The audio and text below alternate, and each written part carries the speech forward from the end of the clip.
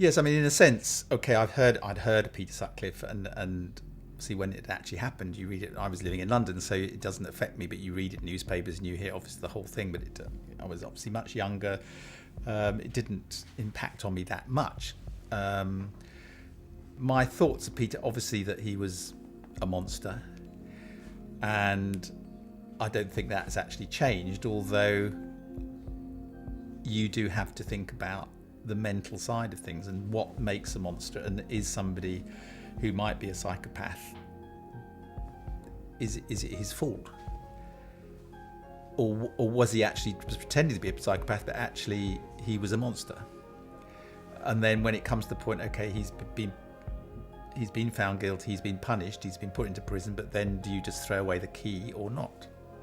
When it was first mooted that perhaps I was going to shoot this film, I was slightly worried because, okay, Peter Sutcliffe, another film on Peter Sutcliffe, and it's another slash movie or something. It's going to be full of rape and murder.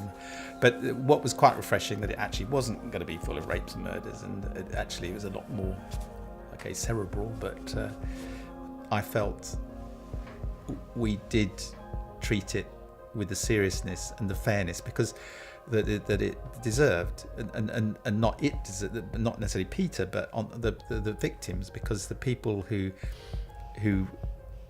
okay, we've made a film, but there are people who actually are living this every single day. It might have happened 35 years ago or whatever it was, but they're still living it. And so you've got to think about them when you're making it, because if they see it and think, why do they drag all that up? Well, that's a whole load of lies. And that's another thing on this film, that the research was so impeccable. It's a film to think about, rather. You don't necessarily go there, I want a really enjoyable, fun evening, and you sit down and watch a fairly heavy film about the psychology of a serial killer. But hopefully people will think, and may well come out asking questions or thinking about what it's,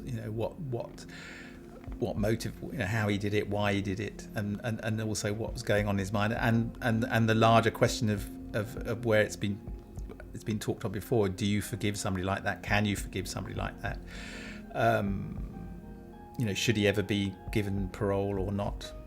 I mean, there are so many arguments for, against, but I think as one of the last lines of the film, or one of the, almost the last line of the film